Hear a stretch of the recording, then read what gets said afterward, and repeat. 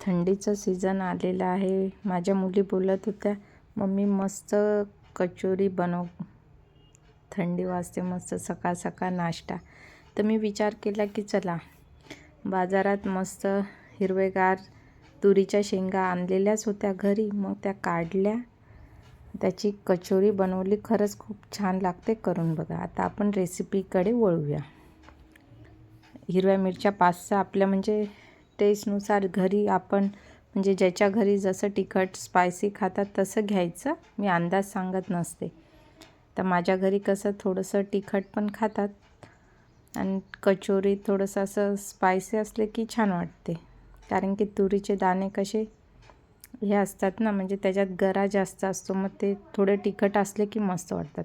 मिरच्या आपल्या 5-6 अशा भाजून घ्यायच्या, त्याच्यात लसणाच्या 7-8 पाकळ्या टाकायच्या. मस्त टल्परसहितच टाकलेलं आहे मी. त्याची लसणाच्या टल्परची म्हणजे फोतऱ्याची टेस्ट छान येते. आता आपलं मिरची आणि लसूण मस्त भाजलेलं आहे. त्याच्यात आता आपण मस्त सोडलेले दाणे टाकूया. तुरीचे दाणे बघा, टवीत भरलेले मस्त एकदम छान. आता याचा रंग बदलेल, म्हणजे रंग चेंज होतो आणि याला असे छान बारीक बारीक असे डॉट पडतात. म्हणजे आपण भाजतो ना तर छान भाजल्या जातात. ते बिना तेलाचंच भाजायचं आपल्याला.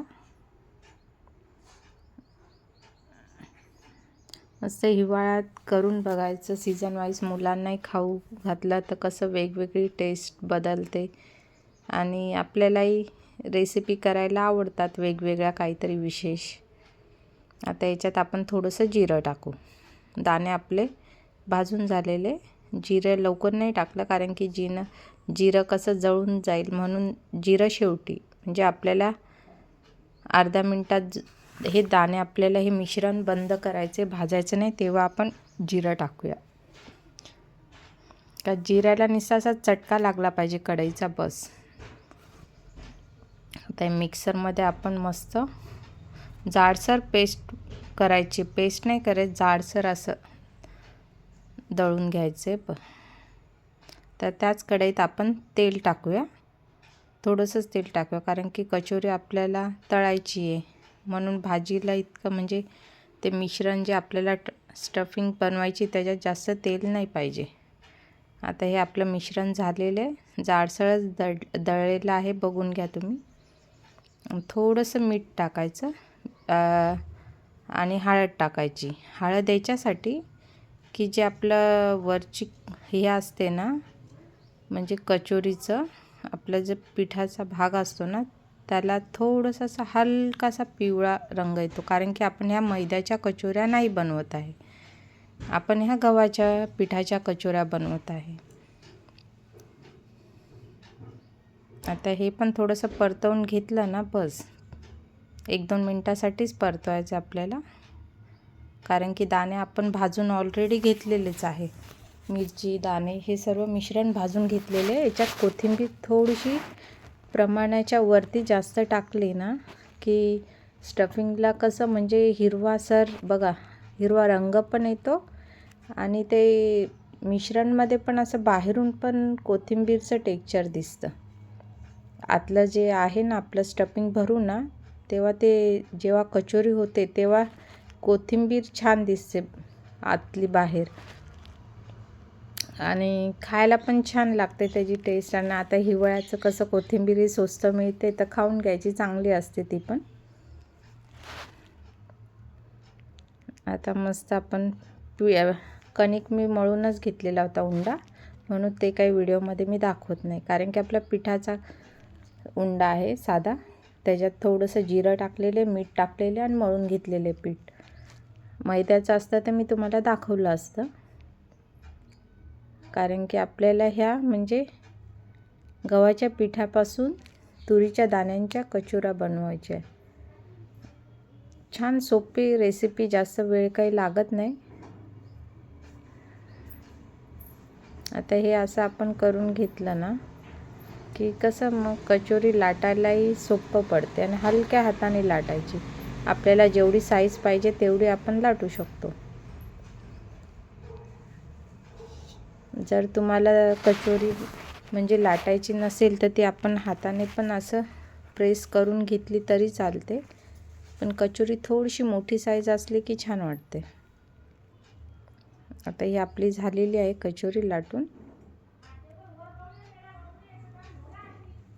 बघा त्याचं टेक्स्चर बघा, आतलं जे बाहेर दिसते ना, आणि आता जेव्हा ही कचोरी म्हणजे फ्राय होईल ना, तेलात जाईल ना, तेव्हा अजून छान वाटतं. आता एकदा परत मी तुम्हाला हे मिश्रण भरवायचं ते दाखवते.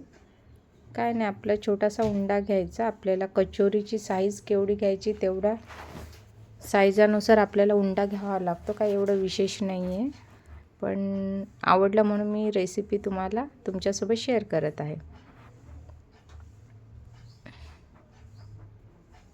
छान लागते आणि टेस्ट पण छान येते, वेगळी काहीतरी. तुरीच्या दाण्यांचे आता सीझन सुरू आहे थंडीचं, तर आता तुरीचे दाणे मस्त त्याचे वेगवेगळ्या रेसिपी पण बनवून खाल्ल्या तरी छान आहे. बघा ही कचोरी मस्त.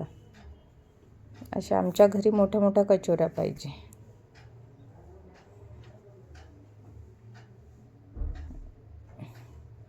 झाल्या आता आपल्या ह्या कचोऱ्या लाटून.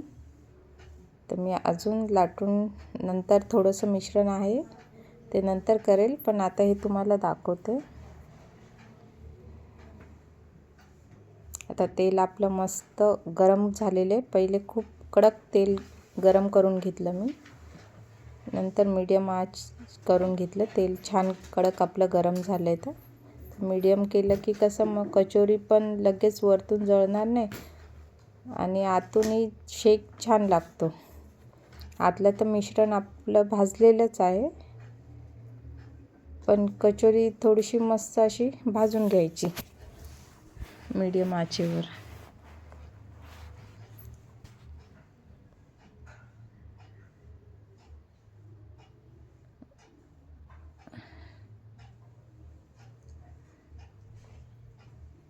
तुम्ही एकदा करून बघा, खरोखर छान लागते कचोरी.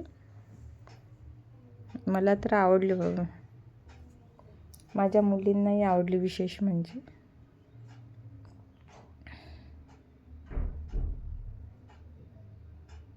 बघा मस्त टम फुगली आहे एकदम. आणि गरम गरम खाल्ली ना तर अजिबात असं वाटणार नाही की आपण ही म्हणजे गव्हाच्या पिठापासून बनवलेली कचोरी आहे. त्याच्यात मी सोडा बीट काहीच नाही टाकलेले, फक्त ओवा आणि मीठ टाकलेले कणिकमध्ये बस. एकदम जबरदस्त. आणि गरम गरम सॉससोबत, चटणीसोबत, गरम मिरची फ्राय, जबरदस्त बढिया. एकदा तुम्ही नक्की करून बघा, खरोखर खूप छान लागते कचोरी. आणि पौष्टिक आहे, दुसरं काय नाही. त्याच्यात मैदा नाही, तुरीची डाळ पण, तुरीचे दाणे पौष्टिकच आहे, आणि आपलं कणिक. आणि नाश्ताही म्हणजे 2 कचोरीमध्ये असं फुल नाश्ता होतो.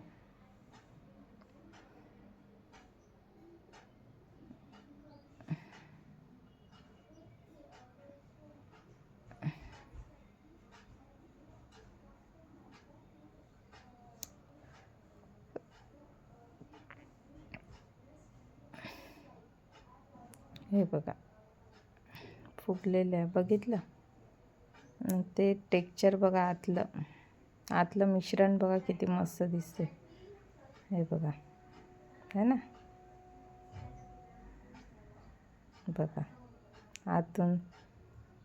आतून स्टफिंग बघा भरपूर भरलेली, आणि ती म्हणजे उंड्यानुसार स्टफिंग भरलेली, म्हणून पूर्ण मिश्रण आपल्या पूर्ण कचोरीला कोपऱ्या कोपऱ्यात मिश्रण गेलेले. हे बघा, हे मी तुम्हाला मुद्दामून दाखवलेलं आहे की आपलं मिश्रण बघा पूर्ण कचोरीला लागलेले.